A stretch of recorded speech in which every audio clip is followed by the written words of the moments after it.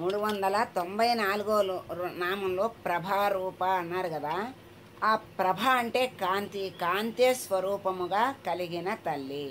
వేదాలు కాంతి స్వరూపంతో, పరమాత్మ యొక్క కాంతి స్వరూపము వేదాలు. మనకి కాంతిని ఇచ్చేది మనకి ప్రత్యక్షంగా సూర్యనారాయణుడు. ఆ సూర్యభగవానుని యొక్క కాంతి వల్లే ఇక్కడ సృష్టి స్థితి లయము కూడా జరుగుతోంది. అందుకని త్రిమూర్తి స్వరూపము నారాయణుడు. అటువంటి నారాయణుడు నమస్కారాలు అందుకుంటూ ఉంటాడు. ప్రతి వాళ్ళు కూడా ఆ నారాయణ స్వరూపానికి నమస్కారం చెయ్యాలి. లేకపోతే కృతజ్ఞతే అవుతుంది. ఎందుకంటే మనకి సూర్యనారాయణమూర్తి లేకపోతే జగత్తే లేదు. మరి ఆ సూర్యనారాయణమూర్తి లేకపోతే ఆహారము లేదు, అంటే స్థితి లేదు. సూర్యుడు లేకపోతే లయము లేదు. అందుకని వీటన్నిటికీ కారణము ఆ పరమాత్మ గనక సూర్యనారాయణమూర్తి. అందుకే మనకి కనిపించేటువంటి భగవస్వరూపము ప్రత్యక్ష భగవానుడు సూర్యనారాయణుడు అంటారు. అటువంటి సూర్యనారాయణుని యొక్క సామర్థ్యాన్ని, ఆయన యొక్క శక్తిని స్థితిని తెలుసుకుని ఆయన ఉంటేనే మన ఉనికి, లేకపోతే లేదు అనేటువంటి జ్ఞానము కలిగి ప్రతి వాళ్ళు కూడా సూర్య నమస్కారాలు చెయ్యాలి. ఒక్క నమస్కారమైన సూర్యునికి చెయ్యకపోతే పరమాత్మ ఆ సూర్యనారాయణుడు నమస్కార ప్రియుడు, నమస్కారంతో సంతోషిస్తాడు ఆయన. అటువంటి ఎంతో తేలికైనటువంటి ఆ నమస్కారాన్ని కూడా మనం చెయ్యకపోతే మన జన్మ వ్యర్థము. ఆయన అర్ఘ్యముతో సంతోషిస్తాడు. ఆ జలాన్ని ఆయనకి అట్లా అర్ఘ్యంగా అర్పించమంటారు. 5 సార్లు అర్ఘ్యం ఇస్తే మంచిదట. సూర్యునికి అర్ఘ్యం 5 సార్లు చేతిలో నీళ్లు పోసుకుని సూర్యనారాయణమూర్తిని తలుచుకుని 5 సార్లు అర్ఘ్యం ఇస్తే విశేషము అంటారు. కనీసం అర్ఘ్యం ఇవ్వకపోయినా ఆ నారాయణమూర్తి ఎప్పుడు మనకి దర్శనమైతే అప్పుడు ఒక్క నమస్కారం చేసినా ఆయన మనకి స్థితిని ఉనికిని ఇచ్చి మనల్ని రక్షకుడవుతాడు, మనకి రక్షకుడవుతాడు, రక్షణగా ఉంటాడు, రక్షిస్తూ ఉన్నాడు. కానీ మనమే ఆయన్ని గుర్తులో ఉంచుకునే నమస్కారం చెయ్యటం మన ధర్మం. అలా ఆ నారాయణమూర్తి అందుకే లోకాలన్నిటినీ మరి వెలుగుతో నింపేటువంటి ప్రత్యక్ష దైవం నారాయణుడు గనుకనే ఆ సూర్యభగవానుడు వచ్చేసరికి మనము మంచాల మీద ఉండకుండా, మరి ఎవరైనా మన ఇంటికి ఒక పదవిలో ఉన్నటువంటి వాళ్ళు మన ఇంటికి వస్తారు అంటే ఇంట్లో పిల్ల జల్ల ఊళ్ళో వాళ్ళు కూడా అందరూ సిద్ధమయ్యి చక్కగా ఎదురు చూస్తూ ఉంటారే. మరి లోకానికి అధిపతి, లోకరక్షకుడు, లోక స్థితికారకుడు, సృష్టికారకుడు, లయకారకుడు, మరి ఆ లోకానికి మూలమైనటువంటి ఆ సూర్యనారాయణమూర్తి రావటానికి ముందే మనం అందరము సిద్ధంగా ఉండాలి, స్నానం చెయ్యాలి, ఆ నారాయణమూర్తి కోసం ఎదురు చూడాలి, నమస్కారం చెయ్యాలి. ఇదివరకటి పూర్వకాలంలో మబ్బులు బట్టి, వానబడి, మరి ముసురు బట్టి నారాయణుడు కనపడకపోతే, సూర్యుడు కనపడకపోతే భోజనం చెయ్యని గొప్పవాళ్ళు కొంతమంది ఉండేవాళ్ళు. 2 రోజులు 3 రోజులు కనపడకపోయినా వాళ్ళు భోజనం చేసేవాళ్ళు కాదు, ఏమీ తినేవాళ్ళు కాదు, భోజనమే కాదు, తింటము నీళ్ళు కూడా తాగనంత నిష్టగా ఉండేవాళ్ళు. ఆయన దర్శనం చేసుకున్న తర్వాతే వాళ్ళు భోజనం ఆహారం తీసుకునేవాళ్ళు. అంటే ఇప్పుడు ఉపవాసాలు అంటే అన్నం మానేసి 3 పూట్ల ఉపాహారాలు తినటం అని ఉపవాసం అని కూడా అనుకుంటున్నారు. అసలు ఉపవాసం అంటే అర్థం, దానిలో అసలైన అర్థం ఏంటంటే ఉప అంటే సమీపముగా, వాసము అంటే ఉండటము. ఎవరికి సమీపంగా ఉండాలి? ఆ రోజు పరమాత్మకి, భగవంతుడికి సమీపంగా ఉండాలి. 3 పూట్ల 4 పూట్ల తింటూ, 4 పూట్ల తినటానికి చేసుకుంటూ, సమయమంతా తినటానికి కడుపుకే ఉపయోగించేటువంటి ఈ జీవి ఒక్కరోజైనా ఆ ఆ ఆహారము కనీసం వాళ్ళు అనుకున్న రకంగా అయినా ఆహారము ఒక్క పూట మానేస్తే ఇక్కడ మన శరీరములో ఉన్నటువంటి అనారోగ్యం అంతా పోయి శుద్ధి అయ్యి శరీరం ఆరోగ్యము పొందుతుంది.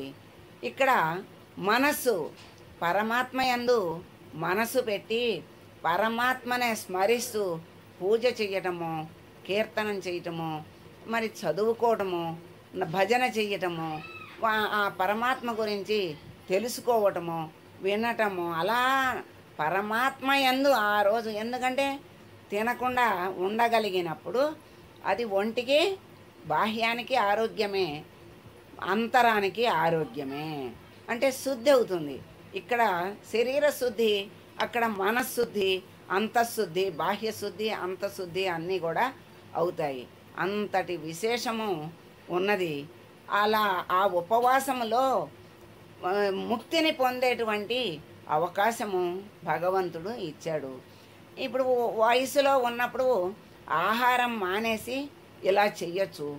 వయస్సు పెరిగిన తర్వాత శక్తి లేనప్పుడు ఉపవాసం అంటే భోజనం చేయకుండా ఉండటము అనేటువంటి దాన్ని వదిలేసి దానిలో ఉన్నటువంటి అసలైన ఉపవాసము, అసలైన అర్థం ఏంటి?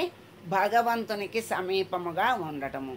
ఎంతో కొంత పండో ఫలమో నీళ్ళు తీసుకుని పరమాత్మని వదలకుండా ఆ రోజంతా స్మరిస్తూ ఉంటే అదే అసలైన ఉపవాసము. అలాంటి ఉపవాసాలు చేస్తే బాహ్యశుద్ధి అంతఃశుద్ధి రెండు కలుగుతాయి. అప్పుడు ఆ పరమాత్మకి దగ్గరకి అవ్వటానికి ఎంతో సుకృతం ఏర్పడుతుంది. ఒక్కరోజు ఇలా చెయ్యగలిగితే ఆ ఒక్కరోజు ప్రయత్నము ఒక జన్మ ముందుకి మనకి ఒక మెట్టు ఎక్కించినట్లే. ఎందుకంటే రోజులో ఒక్క సెకను కూడా తలవనివాడు రోజంతా భగవంతుని స్మరించాడు అనుకోండి, మరి ఒక మెట్టు భగవంతుడి దగ్గరికి తీసుకెళ్ళినట్టే, వెళ్ళినట్లే. దాంట్లో సందేహమే లేదు.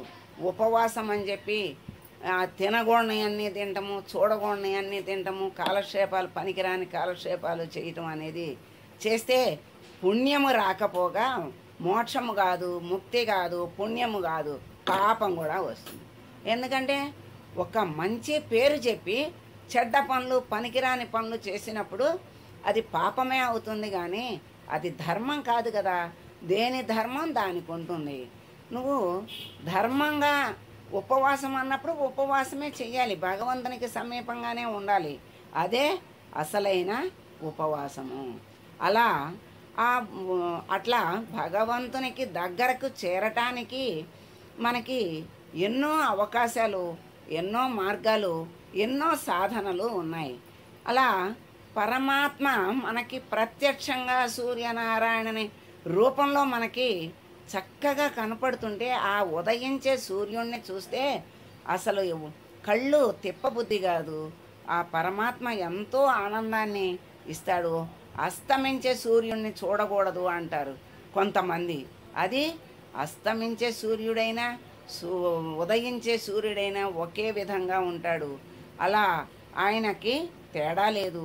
అసలు వాస్తవానికైతే ఆయనకి అస్తమయము ఉదయము అనేది లేదు. ఇంకా లోపలికి వెళ్తే ఆయన ఎప్పుడూ వెలుగుతూనే ఉంటాడు.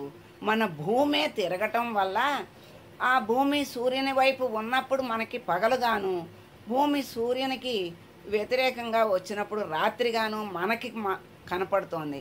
అంటే మనకి కనపడేది ఏది కూడా వాస్తవం కాదు అనేది మనం లోపలికెళ్ళి విచారణ చేసుకుంటేనే అసలు తత్వం కనపడుతుంది. కనపడే సత్యము అనేటువంటి అజ్ఞానములో ఉన్నంత వరకు అవిద్యలో ఉంటాడు. వాడు అడుగునే ఉంటాడు తప్పితే పైకి విద్యని పొందలేడు, జ్ఞానాన్ని పొందలేడు. ఎందుకంటే లోపల ఏమున్నదో తెలుసుకోవడానికి ప్రయత్నించని వాడు ఆ పైనే ఉండిపోతాడు, ఆ పైనే చూస్తూ ఉంటాడు, ఆ అజ్ఞానంలోనే ఉండిపోతాడు. మెట్లు ఎక్కలేడు. ఆ మెట్లు, ఆ మార్గమే వాడికి తెలియదు.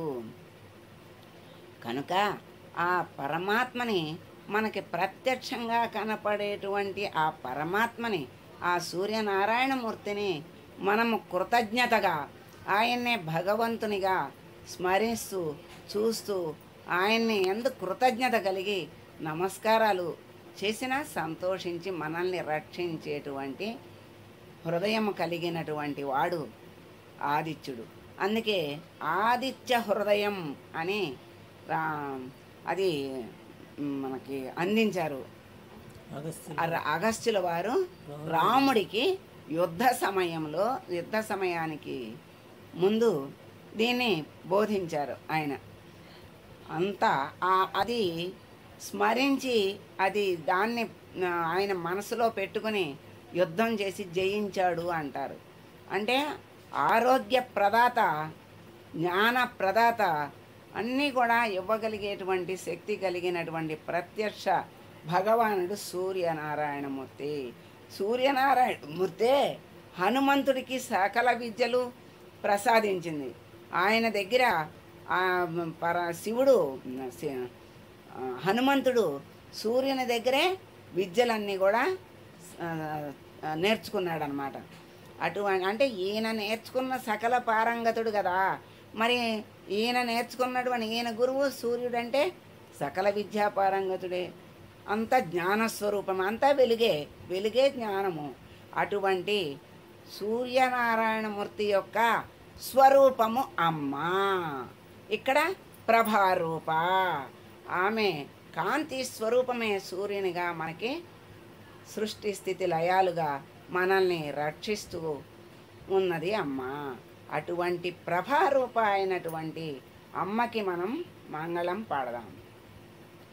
సర్వమంగళ మాంగళ్యే శివే సర్వార్థ సాధకే శరణ్యే త్రయంబకే దేవి నారాయణి నమోస్తుతే.